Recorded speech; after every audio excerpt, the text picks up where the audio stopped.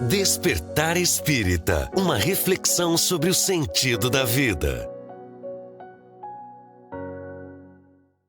Está começando mais uma edição do programa Despertar Espírita, sempre na companhia do Jorge Brandão, da Márcia de Fô, do Diógenes Chaves e da sua companhia, evidentemente, né? Você que nos assiste, que nos ouve, que interage, que nos transmite a sua opinião, sempre importante, e nesta partilha de alguns dos muitos conhecimentos que a doutrina espírita nos oportuniza.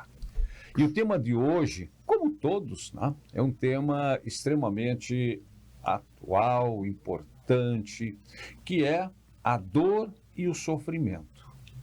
Qual é a finalidade da dor, do sofrimento? Quais são as causas da dor? Como agir, como reagir diante da dor, do sofrimento?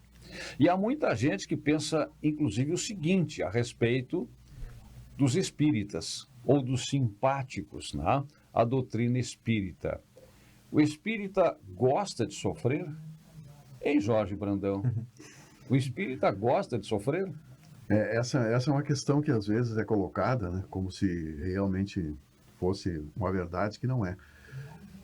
O que o espírita tem, particularmente, é que ele procura, através do estudo, da compreensão da doutrina espírita, entender o porquê da dor, né? E quando nós compreendemos o sentido maior da dor, né, quando nós conseguimos tirar, vamos dizer assim, aprendizado da dor, quando nós ressignificamos a dor, então nós entendemos que, como diz a Márcia outras vezes aqui, a dor é nossa amiga, né, Márcia? Então nós estamos nesse trabalho de compreensão e procurando sempre entender, né, o porquê da dor. E eu já leio aqui um pedacinho do capítulo 5 do Bem-aventurados os aflitos, que é o maior capítulo do Evangelho segundo o Espiritismo. Tantas coisas que Deus tem para nos falar, para nos confortar, para nos esclarecer, né? Então, por isso, o capítulo 5 é muito, muito importante, né? Então, quando fala dos motivos de resignação, a explicação é a seguinte: por estas palavras, bem-aventurados os aflitos, pois serão consolados. Jesus indica ao mesmo tempo a compensação que espera os que sofrem e a resignação que abençoa o sofrimento como prelúdio da cura. Então, esse seria o pontapé inicial, né, para nós falarmos sobre esse assunto que a doutrina espírita tem tanto a nos apresentar, né? Pego carona na referência que o Jorge fez à Márcia, né? E lembro que a Márcia algumas vezes já nos disse aqui, né, que a dor é amiga, né? Amiga dor. Amiga Né? dor. Essa referência é de Leon Denis, né? Na obra O Problema do Ser, do Destino e da Dor. E ele traz um trecho onde ele trabalha essa questão nos relatando essa relação de amizade que precisa existir. Ele diz mais ou menos assim, ó: não te digo busque a dor, mas se ela chegar no teu caminho como inevitável, acolha-a como uma amiga, tirando as lições dela, compreendendo os desígnios daquela dor, a relação que ela pode estabelecer entre você e o teu mundo íntimo. Ele trabalha dessa maneira, né? Essa questão. E é realmente, para mim, se encaixou bem naquilo que poderia me trazer uma compreensão melhor desse sentido da dor. Porque quando a gente pensa na justiça divina, por que Deus permite a dor, né? Jesus, não precisamos nem pensar em Deus, vamos precisar pensar em Jesus, que está mais próximo um pouco de nós, em termos de presença mais humana, mais física, mais próxima, para a gente conseguir compreendê-lo, né? Porque se fez homem justamente para que tivéssemos o como exemplo.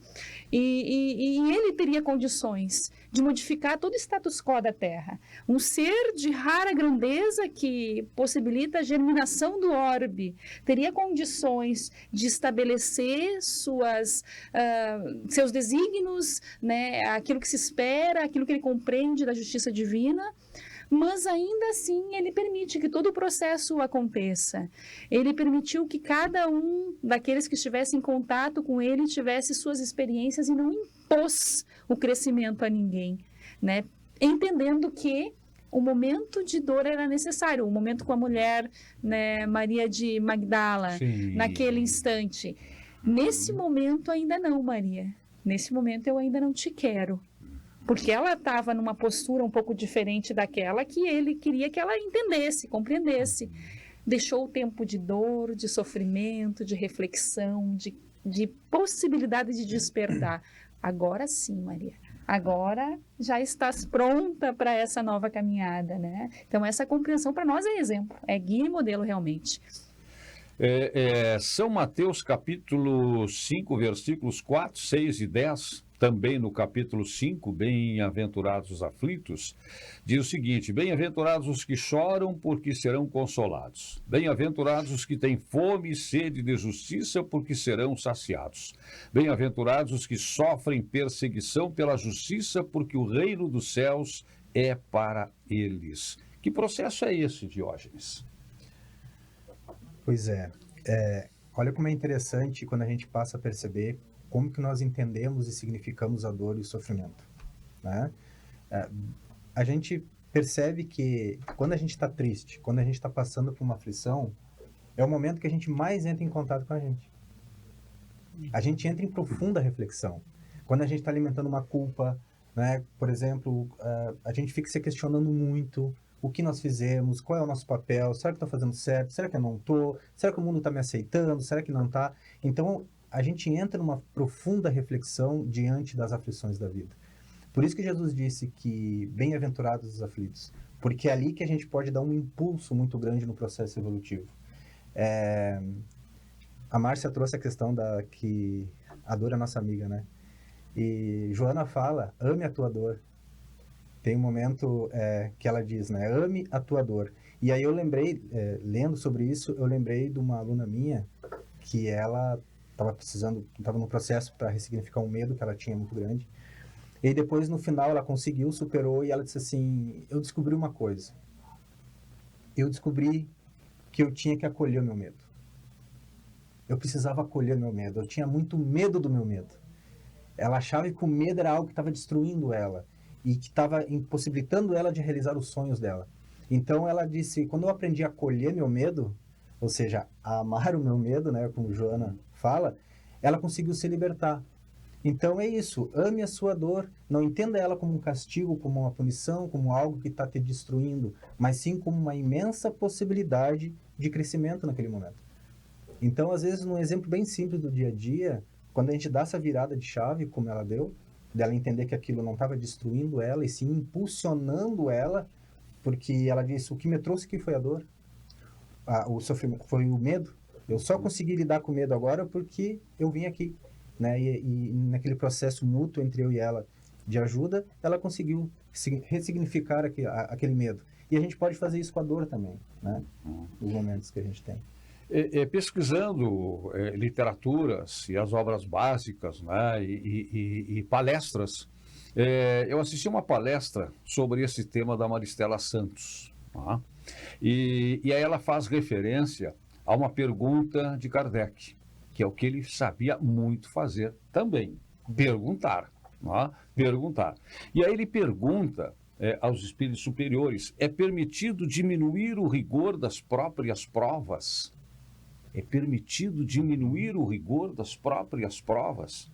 E aí, né, a espiritualidade, que ela diz que, e aí dentro de uma área que o Diógenes entende mais, né, da psicologia, da filosofia, os espíritos respondem com uma outra pergunta que ela diz ser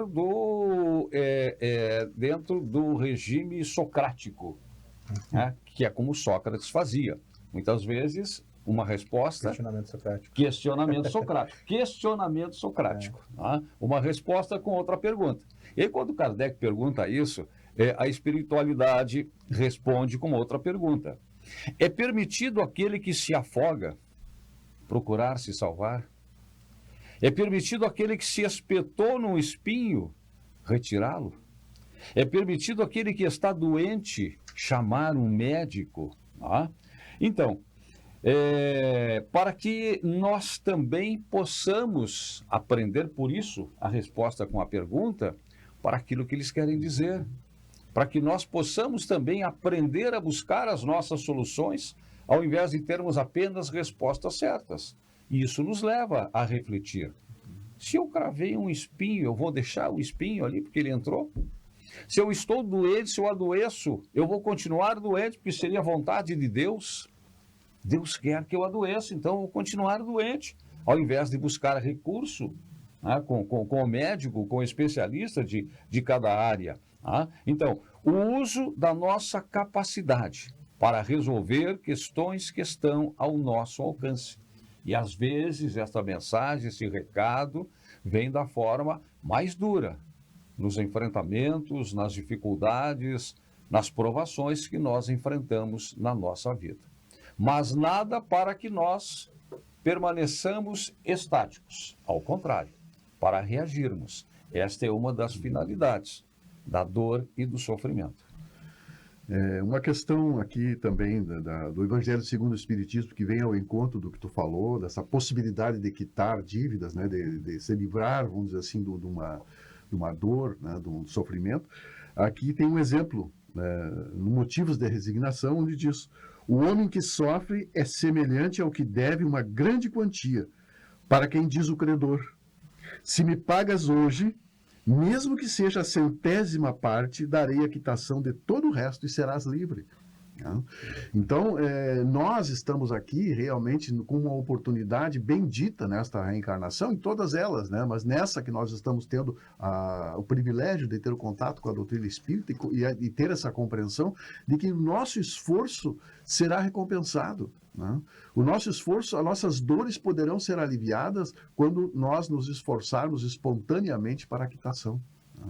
Então, é muito importante que a gente reflita sobre isso, né? Porque Deus, na questão 13 do Livro dos Espíritos, Deus é soberanamente justo e bom, e muitas pessoas falam: por que Deus me deixa passar isso por essa provação, por essa dor, por esse sofrimento? Por que Deus faz isso comigo? Na verdade, Deus nos criou por amor e para o amor. Né? Somos nós, com o uso do nosso livre-arbítrio, de forma equivocada, né, que nos perdemos nesses labirintos. Né? Então, Deus está vendo o nosso futuro, de futuros anjos. Né? Então, Ele sabe que a dor é provisória. E nós, às vezes, muito envolvidos no personalismo, no materialismo, nós entendemos e nós esquecemos que a dor é provisória e passageira, né? E que é realmente a dor que pode nos fazer crescer à medida que nós vamos ressignificando essa dor. Pois é. Mas como é que se chega a esta compreensão, Márcia? Tempo de cada um, né? E é individual. É individual. O start, o instante de compreensão, ele é muito pessoal. Às vezes, no último instante de uma caminhada evolutiva. Lembrei de uma frase do Divaldo agora, que ele disse assim, ó: a única coisa que eu peço é preces e oração, porque até meu último passo eu ainda posso cair. E eu fiquei pensando na trajetória daquele homem até ali, né? A compreensão disso. É muito individual e é muito pessoal isso, independente dos feitos que se tenha, né? O instante de despertar, o instante de queda, as fragilidades íntimas de cada um é de acordo com o processo evolutivo. Mas a gente tem meios de conseguir chegar mais rapidamente a esse despertar a partir da busca individual que cada um faz também, no sentido de compreensão, de estudo, de reflexões e aprendendo com a própria vida, né? A própria natureza, as próprias experiências dos demais. Eu não preciso passar por todas as dificuldades do mundo para me compreender aquilo que eu devo ou não fazer. Já trazemos no íntimo uma consciência um pouco mais ampliada acerca daquilo que vai me trazer a felicidade, o bem-estar, né, a vivência melhor com o meu irmão, sem a necessidade, às vezes, de eu delinquir em determinadas áreas para que eu aprenda a partir do sofrimento, né? O sofrimento, ele vem como um convite último da espiritualidade quando eu não aprendo pelos caminhos do amor. Eu costumo dizer que a primeira batidinha que a gente recebe na porta lá é o amor em pessoa, em presença, convidando a esse trabalho de crescimento. Quando a gente realmente recusa abrir a porta para esse convite, é que vem a amigador, na condição de amiga, fazer esse chamado mais direto, né, para que a gente possa despertar. Eu até ia trazer hoje aqui um relógio, um despertador, porque realmente a dor nos desperta, né? E ela faz isso porque não tem outro caminho, como tu disse, né, Márcia? É algo que é necessário, né? Então, quando a gente compreende, quando a gente passa pela dor com resignação, com compreensão, resignação não é acomodação, né? É aquele entendimento, aquela aceitação de que Deus é justo e bom e tudo que nós estamos passando é necessário. Quando a gente consegue essa compreensão e consegue superar a dor, a gente dá um passo enorme à frente. E um alerta importante para esse período que a gente está passando de transição, né? Porque muitos estão querendo anestesiar a dor e não ressignificar a dor, compreender a dor. Eu Diógenes, digo assim que está bastante preocupante, né? Muitos jovens com essa ideia de que ele tem a escolha de não sentir dor, porque a dor é vista como algo negativo. Por falta desta reflexão que nós estamos fazendo agora, por falta de espiritualidade, por falta de encontrar um sentido na dor, ele acredita que ele tem que anestesiar e ele pode anestesiar. Ah, mas se Deus permite anestesiar, ok. Em situações é importante até anestesiar a dor, né? Mas não essa dor do dia a dia, essas angústias que muitas vezes vão nos despertar, como o Jorge falou. E essa é uma prática, né, uma ideia que está surgindo na sociedade agora, que é preocupante. Não anestesiar a dor, mas compreender a dor. E o processo de psicoterapia está aí, né, para ajudar Sim. nesse processo. Com certeza. Aliás, para dor física, existe aqui em Santa Maria, só tem mais de 300 farmácias, né? Nossa, A Sociedade do Analgésico, né? a sociedade do E com preço bem acessível, às vezes gratuito. Né? Mas a dor, ela é uma consequência. Né? Não adianta, né, Diógenes? Se nós não formos na causa, nós não vamos solucionar. E a pior dor não é a dor física, né? É a dor da consciência, a dor moral. Né? Então, essa dor que está causando vamos dizer assim, uma grande busca por essa anestesia, né? Leon Denis, ele fala que tem a dor da matéria, que ela produz sensações, e tem a dor moral, que produz sentimentos. Essa sensação da matéria, a gente pode até anestesiar e até passar em algum momento, mas a dor moral, ela pode permanecer, ela pode ficar por um bom tempo. Então, ele distingue, né? Ele fala que dor é uma sensação e o sofrimento, no caso, porque às vezes em algumas literaturas a gente vê que fazem com sinônimo, né? Dor e sofrimento. Mas o sofrimento não é sinônimo de dor. O sofrimento é a interpretação, é o olhar que nós temos diante da dor, que pode nos apavorar. E aí nós vamos entrar, a gente vai lá no Evangelho, nesse mesmo capítulo aí, que fala sobre o bem sofrer e o mal sofrer. Né? A gente passa a mal sofrer por má compreensão da dor, ou a gente pode compreender essa dor, né? Introjetar como um processo importante de crescimento e bem sofrer. Como fez Jesus, como fez Victor, como fez... Né? Jesus não sentiu dor, obviamente sentiu muita dor. Mas será que Jesus sofreu? Agora eu vou deixar a pergunta aqui. Boa pergunta. Assim, vocês falaram algumas coisas que eu considero fundamentais. E uma delas, né, além desta questão da individualidade, né, porque a individualidade sempre vai nos levar a fazer escolhas. E aqui também foi dito, e em tantos outros temas a gente tem destacado a importância das escolhas. Nós somos resultado das nossas escolhas. Ah, mas eu não pedi para vir mutilado. Eu não pedi para vir doente. Eu não pedi para perder um ente querido. Né? Conscientemente, talvez não. Mas, claro que faz parte do nosso processo. Porque é muito importante, e aí vem a outra questão, que também várias vezes tem sido aqui referido, a concepção, a convicção que a gente tenha de que a nossa vida não começou nesta existência e nem vai terminar agora no final desse processo, né? Nesse tempo. Nós não somos esse período do berço ao túmulo. Nós já viemos com uma bagagem anterior, né? E que aqui chegando por uma graça divina nós perdemos a memória do nosso passado, do nosso pretérito, para construirmos, para termos a oportunidade de um novo aprendizado. Como também não chegaremos ao final da nossa existência quando formos levados ao túmulo, quando vier a morte física, né? Então, a compreensão sempre da vida futura. E aí vem de novo a questão da reencarnação e todos esses temas que a gente tem discutido. Então, para mim, a grande questão é ter a consciência disso, do que nós somos, tá? E ter a compreensão, e chegar ao alcance da compreensão. Compreender. E quando a gente compreende, a gente altera as nossas percepções, altera, né, as nossas sensações, até mesmo, e os nossos sentimentos. Claro que a dor, muitas vezes, a gente sabe disso, é inevitável. O sofrimento é opcional. O sofrimento é opcional, mas passa por isso. Passa pelas nossas escolhas, passa pelas nossas convicções, passa pela compreensão da finalidade, da utilidade de cada experiência. A dor nos ensina, sim. Nos ensina a desenvolver a resiliência, a desenvolver a perseverança, a resignação, a exercitar a inteligência. E a buscar a nossa transformação.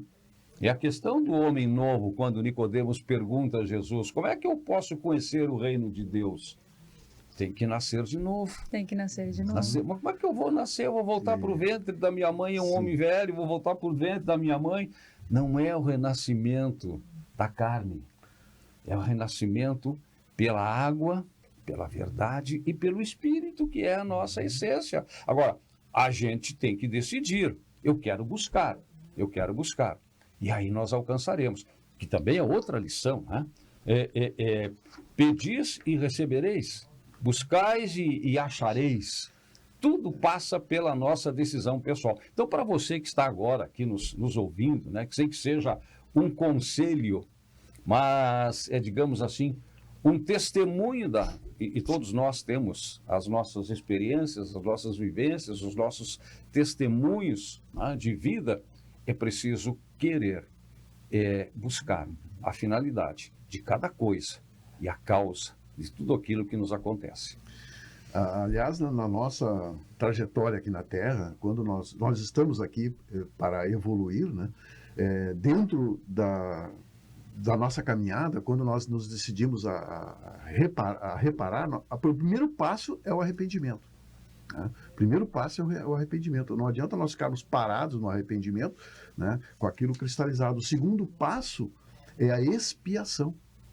Ou seja, nós sentirmos na carne aquilo que nós fizemos. Né? Se não for com a mesma pessoa, mas uma situação diferente, porque de encarnação em encarnação às vezes não é possível. Aquela pessoa já evoluiu, já superou, mas ela vai ter que passar, né, por essa questão da expiação. E a terceira, que é a mais importante, é a reparação. Né? Quando nós nos propomos a passar por essas três fases e vamos para a reparação, então nós estamos na senda do progresso de forma mais acelerada, porque estamos aqui nessa existência, em todas as existências, para evoluir. E se nós temos algum sofrimento, alguma dor, é em função das nossas atitudes. E aqui no Código Penal da Vida Futura, do livro Céu e Inferno, eu vou ler esse trechinho que eu acho bem importante. A felicidade perfeita é inerente à perfeição, quer dizer, a purificação completa do espírito. Se nós não quisermos sofrer, nós temos que nos purificar. Não tem outro caminho, não tem atalhos para isso, né? Toda imperfeição é ao mesmo tempo uma causa de sofrimento e de privação de ventura. Da mesma maneira que toda qualidade adquirida é uma causa de ventura e de atenuação dos sofrimentos. Então, a doutrina espírita é muito clara, né? Essas explicações colocam sempre nas nossas mãos a rédea da nossa vida e dos acontecimentos que nós vamos vivenciar, né? Uhum. O Jorge falou em purificação. Eu quero fazer uma provocação, né, em cima dessa afirmação que eu concordo, esse processo de purificação. A mortificação, e a doutrina fala sobre isso. O Livro dos Espíritos tem capítulos também específicos para isso, tem questões específicas para isso. Mortificação. As automutilações são formas de purificação? Jesus fala que a terra é o cadinho das almas, né? Aqui nós estamos aqui realmente para nos purificarmos, para evoluir. Agora, a automutilação é algo totalmente contrário, né? É uma dor auto-infligida que não leva a nada, né? Não reflete. Não reflete, né? Não tem. Eu acho que nós precisamos verificar o que nós estamos fazendo. Eu cito um caso aqui de uma senhora que, num atendimento fraterno, uma vez me disse assim, olha só, ela me disse assim, eu tenho apanhado muito do meu marido, sabe? Ele me bate bastante, mas eu sei que isso é meu karma. Então, é algo que a gente precisa refletir até que ponto, né? Porque resignação não é acomodação, não é nós permitir que o nosso corpo seja violado, que seja agredido, né? Nós estamos aqui realmente para trabalhar isso. Então, muitas vezes essa palavra karma, ela é colocada como sinônimo de engessamento, né? Não posso fazer nada, é meu karma, né? Quando, na verdade, nós estamos aqui, como disse o Vicente, nós temos todo o direito de tirar aquele espinho cravado no nosso dedo. Na verdade, é uma autopunição. Quando se entende dessa forma, psicologicamente falando, existe um processo de autopunição ali, né? Muitas pessoas que se agridem, que se mutilam, que se chicoteiam, né? Porque eu mereço, porque é meu karma. Que permitem ser... Claro, tem um processo de culpa muito conectado. Claro, né? com certeza. É como se dissesse, eu mereço isso. A gente vê assim, por exemplo, vou pegar mais o caso de mulheres que são as maiores vítimas. As maiores vítimas, né? Elas ficam trocando de homens, por exemplo, e sempre sendo agredidas, desrespeitadas. Daí vem alguém de fora e diz assim, gosta. Nossa, eu já ouvi isso. Quem é que gosta? Quem é que gosta de sofrer? Quem é que gosta de ser desrespeitada, de ser desconsiderada? É porque muitas vezes ali, e a Nete Guimarães fala sobre isso, né, num dos seus vídeos, ela diz assim que ali tem alguém que diz, é o único homem que eu mereço, eu não consigo... A autoestima lá embaixo. Autoestima destruída, sabe? Então ela acaba se deixando... levar para aquela situação, ser agredida por aquela situação, não é porque ela gosta, é porque ela está presa num trauma, numa angústia, em alguma situação psicológica ali. E isso precisa ser trabalhado, ela precisa de tratamento psicológico e espiritual também, muito tratamento espiritual também. Então, muitas vezes é uma questão de autopunição. Não é porque eu estou criando uma dor em mim, eu estou me purificando, mas é uma dor que não reflete, é uma dor que não te leva a introspecção alguma. Que não agrega. Né? Não é como Jesus diz, né, bem-aventurados os aflitos, né? Não fecha, com outro sentido que Jesus estava falando, de crescimento. Muito bem, nosso tempo terminou nesse primeiro bloco, né? Vamos voltar em seguida com o nosso Despertar Espírita, trazendo sempre temas para o nosso enriquecimento, para o nosso conhecimento e para partilhar sempre com os nossos ouvintes, com os nossos telespectadores. O Despertar Espírita já volta. Despertar Espírita, uma reflexão sobre o sentido da vida. Escola Nossa Senhora da Providência, 57 anos educando com base nos princípios pedagógicos guarnelianos. Faça parte dessa história. Atendemos berçário, educação infantil, anos iniciais, anos finais. Escola Nossa Senhora da Providência. Educar pelas vias do coração. Fone 3221-1862.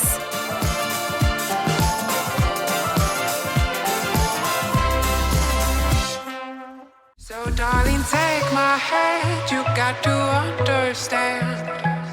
I don't wanna just be friends. Come away with me and live my fantasy. I don't wanna just be friends.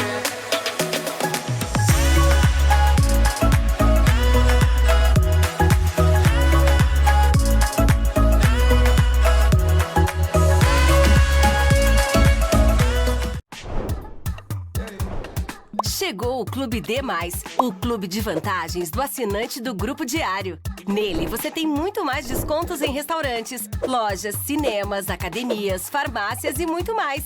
Vencer mais. Assine agora pelo WhatsApp 55-3213-7272 ou pelo site do Diário. Clube D+, muito mais vantagens para você. Aos 28 anos, a Della Páscoa Engenharia segue sua trajetória com a missão de oferecer serviços de excelência aos seus clientes.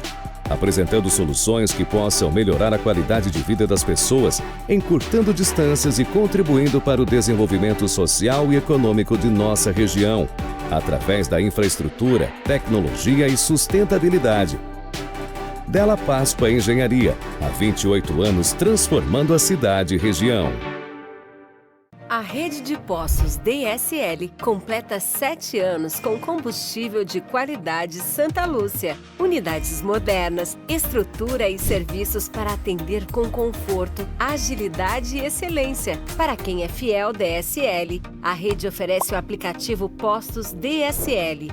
Com ele, os clientes têm desconto no combustível e participam das promoções e programa de pontos para a troca de brindes e produtos da loja. Postos DSL Santa Lúcia, agora com 7 endereços em Santa Maria.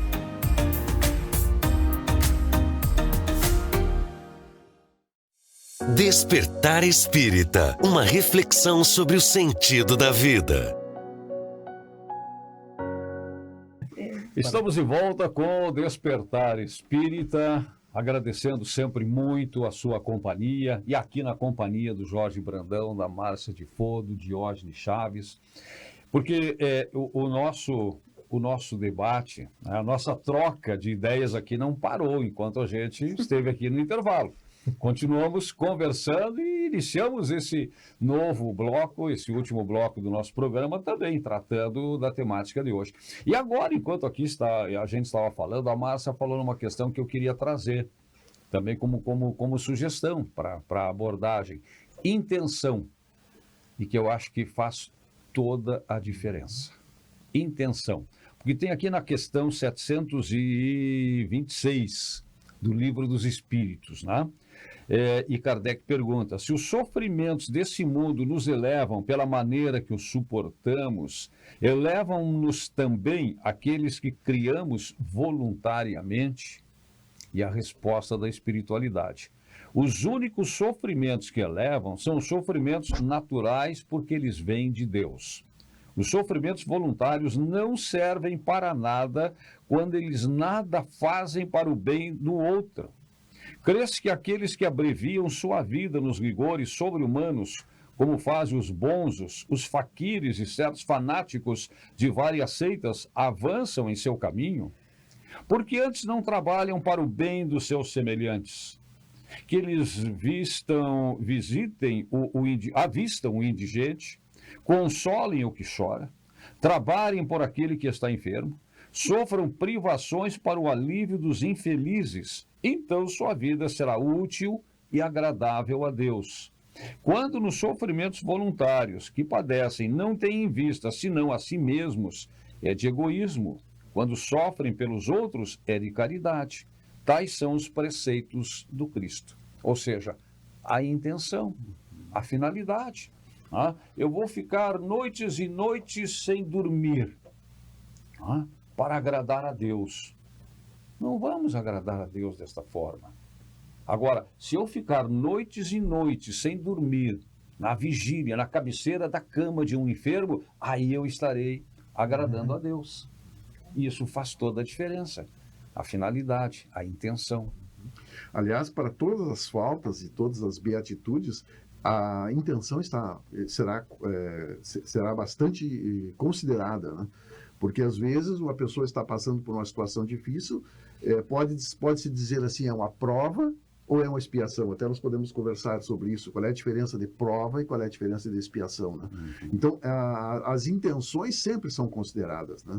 Então, mesmo quando a gente faz o bem, né? E também quando a gente pratica algo errado, né? Sem dúvida. Aí, a diferença que a intenção faz, Márcia. Tu estavas falando aqui no nosso intervalo. E às vezes a gente acaba buscando alguns subterfúgios na própria literatura para aliviar a nossa consciência de culpa nesse processo todo, para não lidar com essa questão de identificar as nossas intenções menos sãs, poderíamos assim dizer.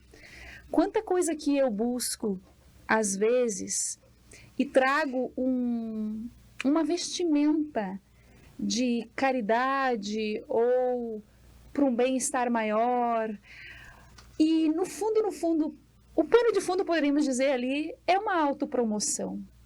É um interesse pessoal mascarado. Uma vaidade, né? Que bom que eu já consigo fazer, ainda que com interesse pessoal, esse movimento. Mas, de fato, o que faz diferença? O que Jesus detectava naqueles que vinham, às vezes, trazendo uma envergadura diferente daquela que ele percebia lá no íntimo, que era o tema central, a necessidade central daquela alma. E Jesus, naquele confronto psicológico, buscando fazer com que aquela alma percebesse, isso que o Diógenes traz muito, essa relação consigo mesmo, ver realmente aquilo que vai mexer, o que vai trabalhar, que vai fazer a diferença de fato, para que o indivíduo consiga ter base sólida para a caminhada evolutiva. E aí, nessa perspectiva, eu resgato uma fala do Diógenes quando ele trouxe essa questão, realmente, hoje, da gente ser uma sociedade que busca realmente um anestésico, um subterfúgio, algo para aliviar a dor, de qualquer forma, independente da possibilidade de crescimento que se estabeleça ali, naquela relação adequada com a dificuldade, com o sofrimento, com a baliza. E aí eu perguntaria, como estamos preparando nossos jovens quando a gente percebe que um indivíduo que terminou um namoro se joga de uma ponte, se suicida, que tira uma nota baixa, comete um crime atroz consigo mesmo, né? E o quanto de situações complicadas que a gente vê na mídia televisiva, radiofônica o tempo todo, trazendo para nós essa realidade da fragilidade humana. Como eu estou criando meu filho? Preparado para o que vem, para lidar com isso, porque a gente acaba atendendo nos consultórios psicoterapêuticos essa questão toda que muitas vezes não foi trabalhada lá desde o berço, se preparando para a vida. Os valores estão um pouco diferentes hoje, a forma como a gente conduz os nossos filhos. A gente parece um pouco mais talhado para o sofrimento e para a dificuldade, porque tivemos que ralar um pouquinho mais. Mas a gente percebe hoje, nos jovens que têm um pouco mais de condição financeira, um pouco mais de estrutura, muita estrutura material, a mão cheia, mas estrutura emocional, nós estamos em frangalhos. O lar deveria ser um laboratório para frustrações, né? As pequenas frustrações têm que começar no lar, né? Tem que ser acompanhadas, né? E hoje essa falta, são tantos motivos, né? Essa falta de diálogo, esse excesso de telas, né? Tudo isso, essa questão muito mais do ter do que do ser, acaba fazendo um desvio. Acaba fazendo um desvio muito perigoso. Tanto é que o índice de suicídio entre jovens hoje lidera disparado todas as outras faixas etárias. Né? Tem algo bem preocupante nisso, que é o seguinte, né? Eu costumo usar muito a teoria do pêndulo, né? A gente estava num extremo e agora o pêndulo se largou de lá e ele não para no meio, ele vai para o outro. É com o tempo que ele vai parando no meio. Ele está lá. Então, o que acontece? O jovem... Antigamente era como? As pessoas nos impunham o que era certo e o errado. Nós não tínhamos muita escolha, né? Muitas vezes a gente não podia nem opinar. Fica quieto, não te mete. Então, antigamente, o jovem, a criança, ela não conseguia se expressar direito. Então, era como é que eu digo, embutido nela uma ideia do certo e do errado e ela não podia questionar. Isso, com o tempo, foi... transbordando por dentro. E aí, quando surgiu uma nova filosofia de liberdade, de arrebentar as algemas, o que acontece? Muitos jovens hoje criam a sua própria verdade, o seu próprio certo e o seu próprio errado, por causa de um trauma. Quando eles não podiam, eu não podia dizer o que era certo e errado, eu vou construir o meu agora. E aí eles criam uma verdade relativa. Hoje está se vivendo uma verdade relativa e não uma verdade absoluta. E essa verdade relativa nos deixa sem referência. Literalmente sem referência. E por que muitas vezes eles entram no processo de psicopatologia grave? Porque falta uma referência muito importante, a mais importante de todas, que é a referência do amor. É falta de amor. O amor conserta tudo, o amor cura tudo. Lá das passagens de Pedro, Paulo, Zaqueu, todos eles conseguiram suportar as suas dores e conseguiram reverter aquele processo de engano, porque eles tinham uma imensa referência. A Maria Madalena tinha uma imensa referência que sustentava eles, que dava segurança neles, que era o amor de Jesus. Quais são as referências de amor que os nossos jovens têm hoje? E amor, lembrando que não significa fazer tudo que o outro quer. Amor é dar na medida que ele precisa, Com certeza, né? E com o certeza. equívoco se estabelece aí muitas vezes, né? Que a gente percebe Jesus não deu para Maria Madalena o que ela pedia naquele momento. O que ela precisava. E no momento E certo. no momento adequado. Vai, não pegas mais. Aliás, quando nós fizemos as nossas preces, é interessante e importante que a gente peça o que a gente precisa, não o que a gente quer. Né? Porque às vezes o que a gente quer não nos é dado porque não é Sim. bom para nós, não vai fazer bem para nós. Né? Então, o remédio que nós tomamos, o que é um remédio amargo, é necessário. Né? Aliás, na oração que Jesus ensinou, está ali, né? Seja feita a vossa vontade, assim na terra como nos céus. E a gente reza, mas faz um pouquinho da minha. Seja feita a vossa vontade, assim na terra como nos céus. Mas só isso, aquilo, e desencadeia ali, né? Faz um roteiro ali de pedidos nossos, Outra questão... achando que é isso que vai nos dar a paz, a felicidade que buscamos. E muitas vezes nós não estamos preparados nem para receber aquilo que equivocadamente nós pedimos. Fé em Deus também. É importante também a gente lembrar aqui a questão no capítulo 5, né, Bem-aventurados os aflitos, sobre a justiça das aflições, né? Porque a reencarnação vem explicar todas as dores e todos os sofrimentos. Então, as aflições que nós temos hoje podem ser de existências passadas, como podem ser de existências atuais. Né? Muitas vezes a gente vê uma pessoa assim, poxa vida, mas aquele ali parece que tudo dá certo para ele ou para ela. Né? Na verdade, isso é mérito. Né? É mérito conquistado. Assim como, quando tudo parece que dá errado, a gente está passando por necessidades evolutivas que a gente vem trazendo de encarnações passadas. Chico dizia assim, uma coisa que eu nunca esqueci, ele dizia assim, a gente comete erros no atacado e paga no varejo.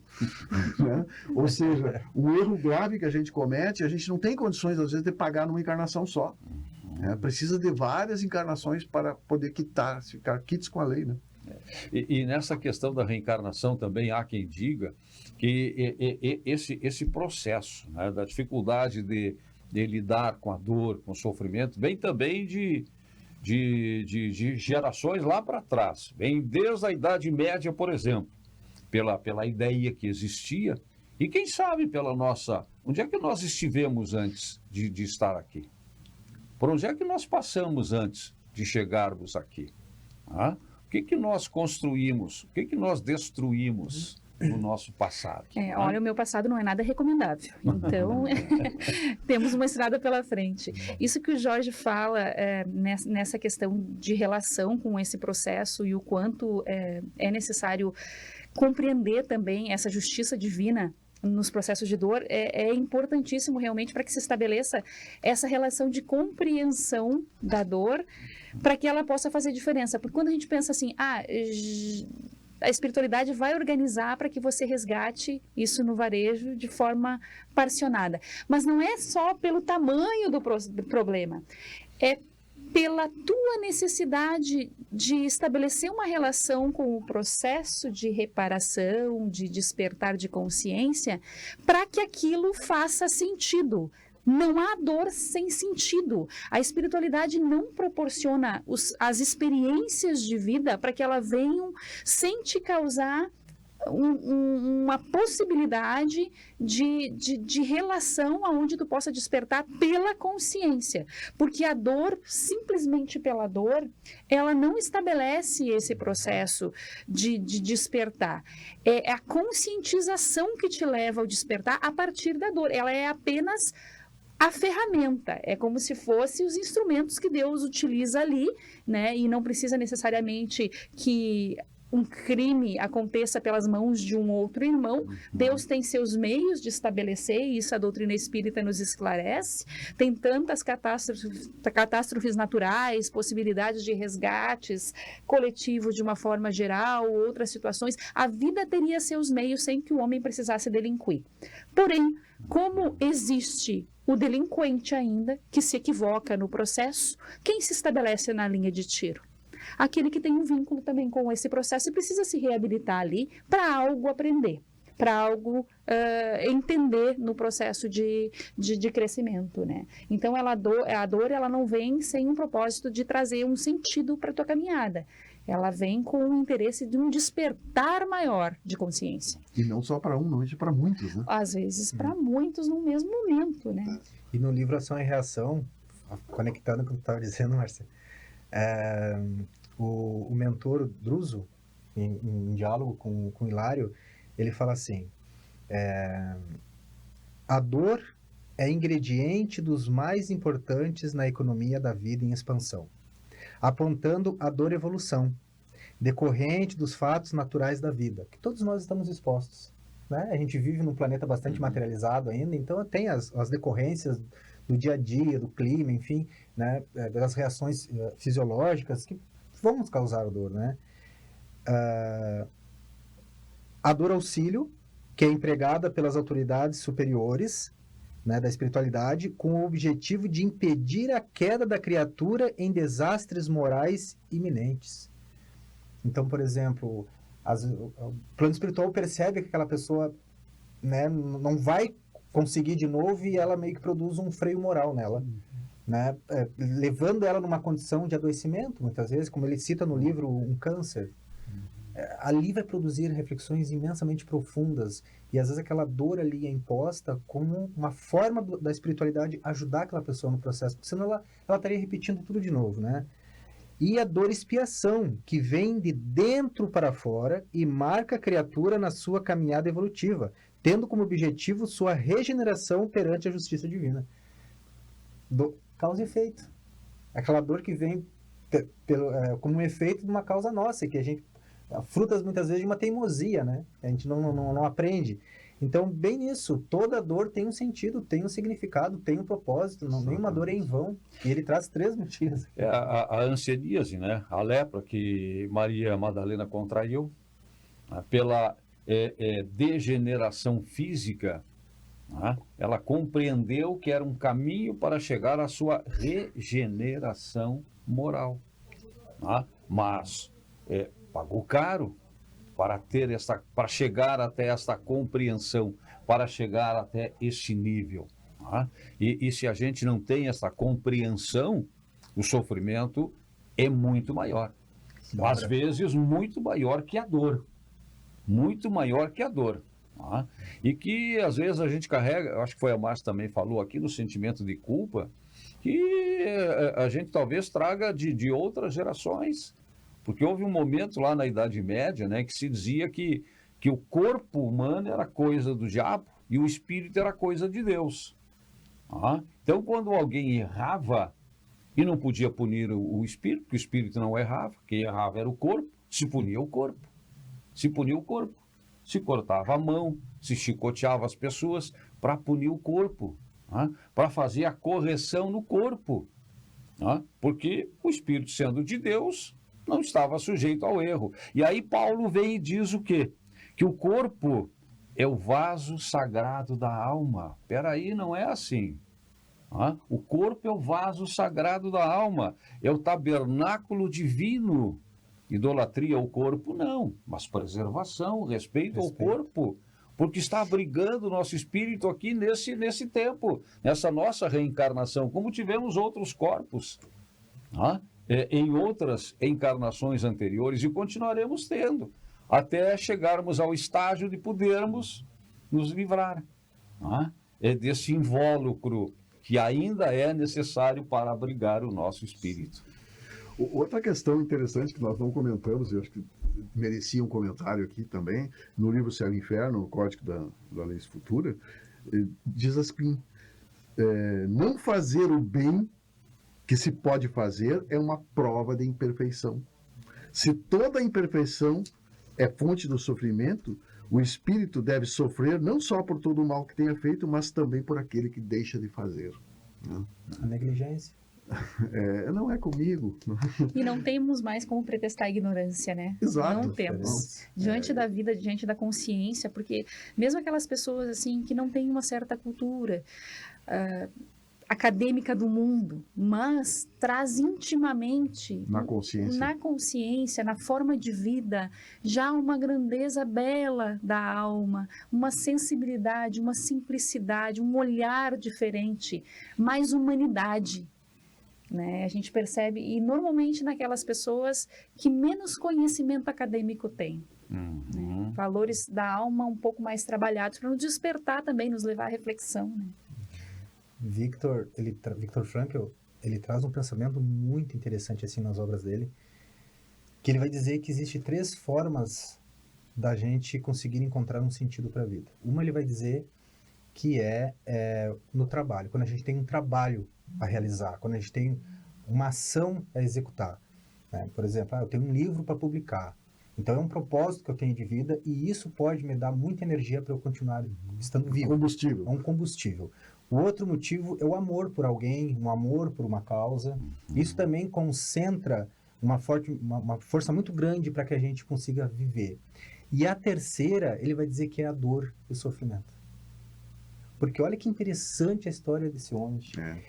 A dor e o sofrimento, o que ele estava querendo dizer? Que quando a gente está vivendo uma dor, sofrendo uma dor e vivendo um sofrimento diante daquela dor, a gente tá conseguindo ter uma imensa oportunidade de usar aquela situação que, quando eu superar, eu posso pegar isso como exemplo e levar para as outras pessoas. Eu posso estar sendo forjado para ser alguém que vai ser muito útil para os demais através daquela experiência horrível que eu tive. Vamos pensar assim, uma mãe que aborta, por exemplo, e ela entra num sofrimento muito grande de culpa, de remorso. Ela pode querer se autodestruir, né? Entrar numa depressão profunda, muitas vezes até buscar o suicídio, mas ela pode usar aquela situação que ela fez para ajudar ou conscientizar outras mulheres a não fazer. Ela pegar essa dor muito grande que ela teve e ajudar... Sublimar a dor e levar para as outras pessoas. Não foi o que o Viktor fez? Quando ele estava lá nos campos de concentração, ele tinha um projeto, um trabalho a realizar, porque a ideia da busca de sentido veio antes dele ter ido para os campos de concentração. Teoricamente estava pronto. Estava pronto, ele só teve que começar na prática a teoria dele. Então, ele se via palestrando nos congressos. Está no livro dele, no Busca de Sentido. Ele se via palestrando nos congressos mundo afora, explicando a experiência dele. Então, olha que interessante, ele tinha uma obra para fazer, ele alimentava a esperança de reencontrar a mulher e a mãe dele. Olha, né, o amor que estava sustentado em alguém. E essa coisa de pegar a dor e sofrimento e levar para a humanidade como exemplo. E foi o que ele fez, ele concluiu isso. Quase 3 anos dentro de um campo de concentração. Aliás, esse livro, né, Jorge, é interessantíssimo e a gente também indica para ler, né? Em busca de sentido. Sim, é muito né? bom. Para quem está buscando um propósito, ele realmente nos fala de um propósito maior de vida. Né? Nosso tempo está escasso. E eu gostaria de sugerir, então, uma mensagem, né, de cada um de nós, ou de todos, ou de um em nome de todos, para quem está agora nos acompanhando. Tá, tudo bem, vocês falaram, né, de várias formas, focalizaram essa questão da dor, do sofrimento, mas como é que eu faço para superar a dor que eu estou passando agora, o sofrimento que eu estou vivenciando agora? Eu já vi muitas pessoas dizerem para mim que esse mundo não é para mim, querendo desistir de tudo. Mas nós estamos aqui para lembrar que a dor é passageira, né? Que nós somos espíritos eternos, né? Que nós precisamos realmente trabalhar e caminhar, seguir em frente, que nós nunca estamos desamparados. E esse capítulo 5, né, Bem-aventurados os aflitos, não é o maior capítulo por acaso. Ele nos explica, ele nos conforta, nos esclarece, ele nos diz sim, né, que esse mundo é para nós e que tudo está certo na justiça divina. Então, nós precisamos seguir sempre em frente, sem perder oportunidades de fazer o bem. Márcia? Então, não perca o norte, né? A vida vai nos possibilitar mecanismos de reflexão para todos, em maior ou menor grau. O sofrimento, a dificuldade vai se apresentar, que a gente possa não perder o roteiro, né? Assim como Pedro, quando fixou o olhar em Cristo, ele conseguiu caminhar sobre as dificuldades da água, né? E quando ele fragiliza ali essa concentração nesse roteiro, realmente ele se abala. Que possamos ter essa imagem emblemática nos momentos de sofrimento, né? Jesus está no leme desse processo todo, está conduzindo, e por mais difícil que seja aquele momento, ele está vindo, está chegando, para que alguma compreensão eu consiga extrair dele. Muito bem. Diógenes.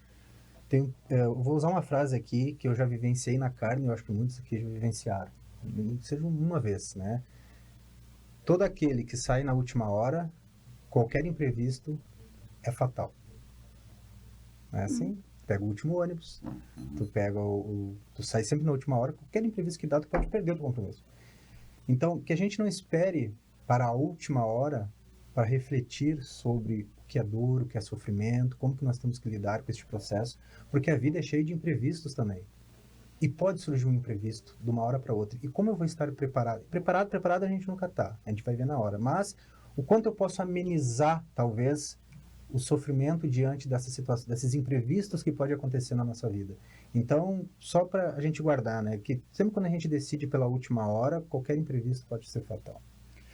Eu diria aos que acham, né, que os espíritas gostam de sofrer, que a doutrina espírita não nos ensina a buscar a dor, nem nos incentiva a buscar a dor, mas retirar a dor quando é possível, aceitar a dor quando é inevitável, transformando-a em aprendizado, crescimento, evolução. Despertar Espírita fica hoje por aqui. Vamos nos encontrar na próxima edição. O programa termina aqui, mas a vida continua nesta e em outras dimensões. Até o nosso próximo encontro. Meus amigos queridos que assistem o programa Despertar Espírita na TV Diário, no YouTube, Renato Prieto, o André Luiz, do filme Nosso Lar 1, Nosso Lar 2, Os Mensageiros, meus amigos queridos do Rio Grande do Sul, da região central, de Santa Maria, eu quero fazer um convite que é muito importante. O programa Despertar Espírita vai fazer alguns programas para fazer um debate sobre o livro Os Mensageiros, sobre o filme Nosso Lar, em que vocês poderão tirar novos ensinamentos. Então, não deixe de assistir esses programas nos dias que eles forem apresentados. As informações serão dadas a vocês aqui no link ou aqui na frente desse bate-papo com vocês. Um abraço, assistam o programa, prestigiem todas as pessoas que divulgam a nossa bela doutrina codificada pelo nosso amado Allan Kardec. Parabéns, Despertar Espírita.